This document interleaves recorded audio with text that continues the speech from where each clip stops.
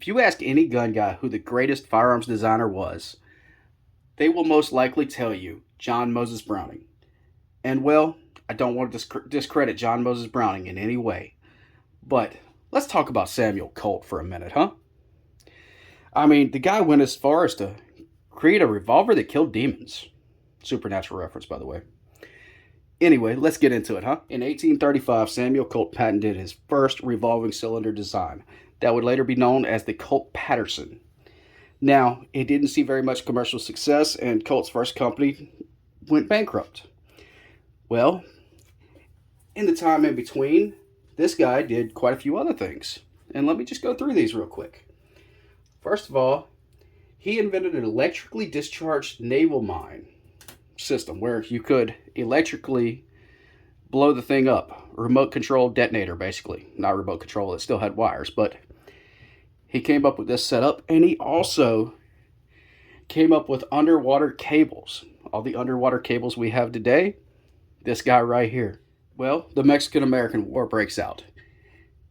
And well, Army Captain Samuel H. Walker collaborates with Samuel Colt to create this baby right here, the Colt Walker.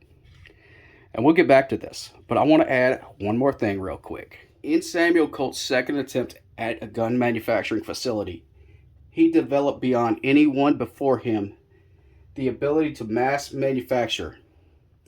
Okay? What that means is he invented something so close to the assembly line before the assembly line was a thing.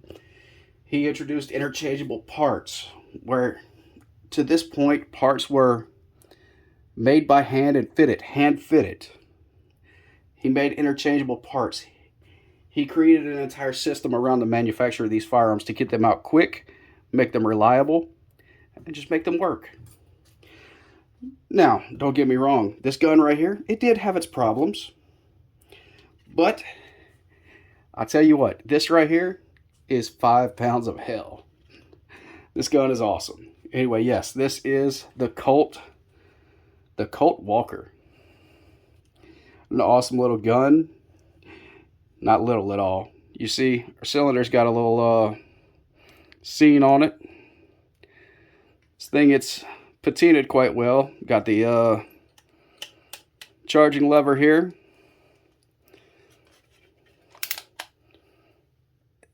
This one here, I tell you, it doesn't quite lock in the right position.